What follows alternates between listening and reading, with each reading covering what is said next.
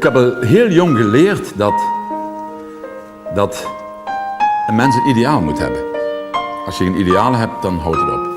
En ik heb al snel ervaren dat dat ideaal dat beter je portemonnee kan zijn dan bijvoorbeeld een politieke partij.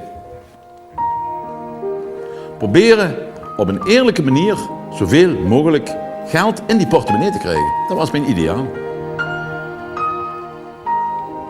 Ik denk dat het veel beter is om met 13 jaar beginnen te werken dan tot 2, 3, 4, 25 jaar te slanterfanten langs de scholen. Ik denk dat dat niet goed is.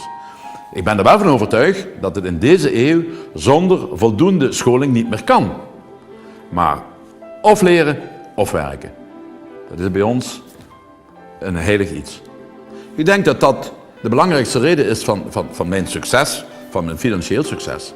Dat is dat we hebben leren voor onszelf te zorgen, werken.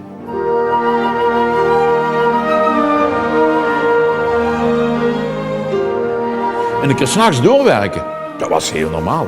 Als ik nou op de radio hoor dat ze weer gaan staken, de werkdruk wordt te hoog. Mijn vrouw en ik, we bekijken elkaar en dan beginnen we te lachen. De werkdruk wordt te hoog.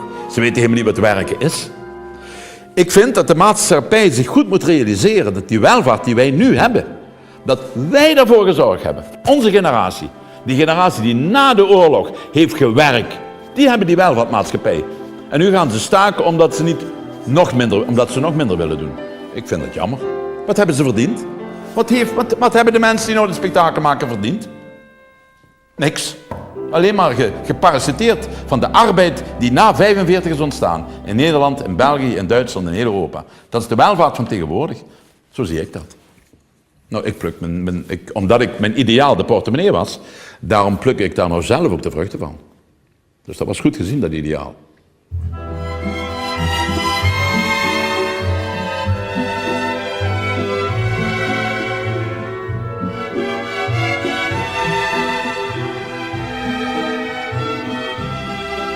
Er ging iets nieuws komen in Valkenburg.